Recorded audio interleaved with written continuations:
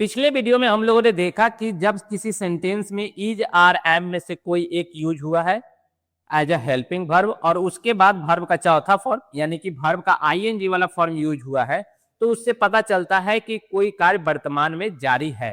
अब यदि इस हेल्पिंग वर्ब को इज आर एम की जगह पे अगर आप वाज वर्क कर देते हैं, वाज या वर कर देते हैं और इसके बाद वर्ब का अगर चौथा फॉर्म यूज हुआ है, यानी कि अगर आप कोई स्टोरी पढ़ रहे हैं और उसमें सब्जेक्ट के बाद वाज या वर का प्रयोग किया गया है और उसके बाद वर्ब का चौथा फॉर्म यूज हुआ है, तो ये भी ठीक उसी तरह से होगा जिस तरह से इज आर एम का होता है।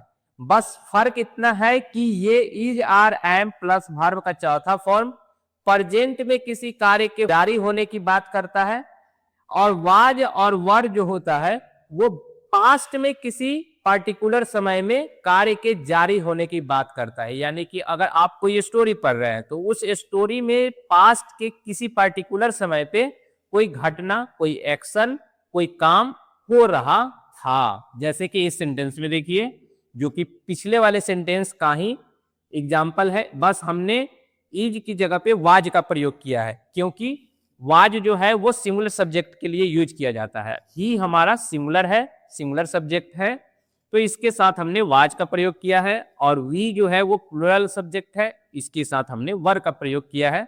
आप जब भी कोई किताब पढ़ेंगे तो इसके साथ हमेशा ऐसे ही आपको देखने को मिलेगा, लेकिन हम लोग अभी यूसेज पे ध्यान न देकर अभी हम लोग मीनिंग लगाना सीख रहे हैं क्योंकि हमें ऑलरेडी लिखा हुआ मिलेगा, हमें बस उसको पढ़कर मीनिंग लगाना है। तो हमारा फोकस होना चाहिए कि वर्ब का फ्रेज क्या है और उसका मीनिंग कैसे लगाते हैं। तो वर्ब का जो फ्रेज है वो वाज या वर और उसके साथ वर्ब का चौथा फॉर्म, या अगर वर्तमान का होगा तो इज आर एम में से कोई एक होगा और उसके साथ वर्ब का चौथा फॉर्म होगा। क्या है? वाज या वर का प्रयोग है और उसके साथ वर्ब का अगर चौथा फॉर्म यूज हुआ है तो इसका मीनिंग हो जाएगा एक्शन हो रहा था, प्ले है तो खेल रहा था, राइटिंग है तो लिख रहे थे, और अगर रन है यानी कि दौड़ना है तो दौड़ रहा था।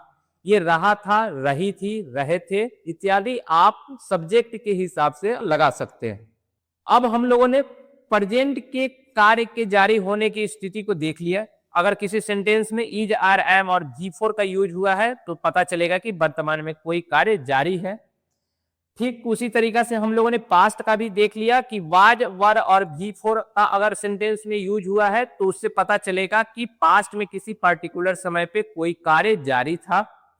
ठीक उसी तरीका से अगर सेंटेंस में आपको विल बी या शैल बी, ये दोनों अलग अलग हैं, विल बी एक हेल्पिंग वर्ब है और शैल बी एक हेल्पिंग वर्ब है, इन दोनों में से कोई एक आपको किसी भी सब्जेक्ट के लिए यूज करना है और उसके बाद वर्ब का चौथा फॉर्म।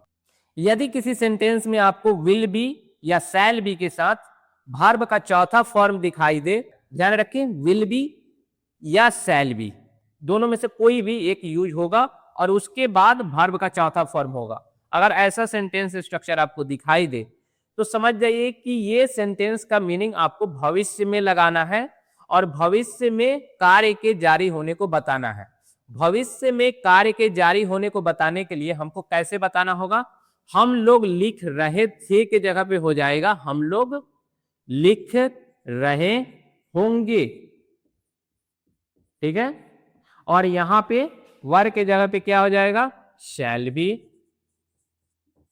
अगर ही है सब्जेक्ट तो यहां पे हो जाएगा विल बी और उसके बाद वर्ब का चौथा फॉर्म और इसका मीनिंग हो जाएगा वह खेल रहा होगा। था को हटाकर क्या कर देना है? होगा। ठीक उसी तरीका से आई के साथ यूज कर लेंगे हम लोग शैल बी और उसके बाद वर्ब का चौथा फॉर्म, और इस तरह के सेंटेंस का मीनिंग क्या हो जाएगा? मैं दौड़ रहा होऊंगा।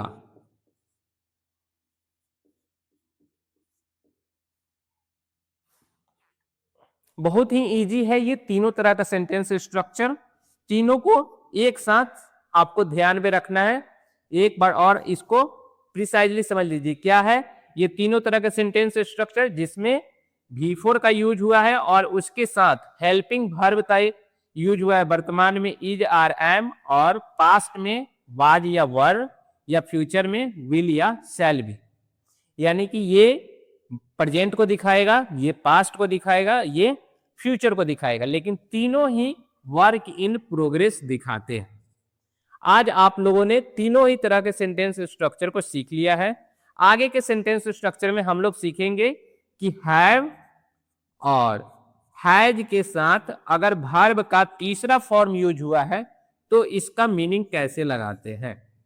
ध्यान रहे कि हम लोग अभी सेंटेंस को पढ़कर उसका मीनिंग लगाना सीख रहे हैं। किसी भी इंग्लिश के सेंटेंस स्ट्रक्चर को पढ़कर उसका मीनिंग लगाना हम लोग सीख रहे हैं, क्योंकि अगर आप यूसेज पे फोकस करेंगे तो आपका सारा ध्यान रूल एंड रेगुलेशन याद करने पे चला जाएगा और आप जो काम आसानी से कर सकते हैं, यानी कि पढ़कर आप आसानी से समझ सकते हैं, वही छोटा सा काम करने में आपको बहुत ज्यादा लंबा समय लग सकता है अगर आप ग्रामर पे अगर आपका फोकस चला जाएगा तो। इसलिए अब हम लोग ग्रामर पे फोकस नहीं करके अभी किसी भी सेंटेंस को कैसे पढ़कर उसका कैसे मीनिंग लगाते हैं इस पे हमारा फोकस रहना चाहिए। आप लोग अभी तक 6 सेंटेंस स्ट्रक्चर अभी तक आप लोगों ने सीख लिया है। आप लोगों को अब जरूरी है कि जब कोई किताब उठाइए और उसको पढ़िए और इस तरह का सेंटेंस स्ट्रक्चर को फाइंड आउट करने का कोशिश कीजिए और उसका मीनिंग लगाने का कोशिश कीजिए जितना हो सके। सिर्फ सब्जेक्ट और वर्ब का ही कम से कम मीनिंग लगाइए। उसके बाद हम आपको नाउन फ्रेजेज या एडजेक्टिव फ्रेजेज के मीनिंग कैसे उसमें ऐड करते हैं ये सारी बातें भी आपको बताने वाले हैं। तब तक कुछ सेंटेंस स्ट्रक्चर आपको समझ में आ जाना चाहिए, जिससे आप बाकी के जो फ्रेजेज होते हैं जब इन सेंटेंसेज में जुड़ेंगे तो ये सेंटेंसेज बड़े हो जाएंगे। तो इन सेंटेंसेज को पहले समझ लेंगे, तब जाकर हम लोग इनमें और ज्यादा नाउन फ्रेजेज या अदर फ्रेजेज हम लोग ऐड करेंगे और लंबे लंबे सेंटेंसेस का मीनिंग लगाना सीखेंगे। तब तक आप लोग वर्ड मीनिंग याद कीजिए और प्रैक्टिस करते रहिए। जितना सीखे हैं उतना का प्रैक्टिस करना जरूरी है।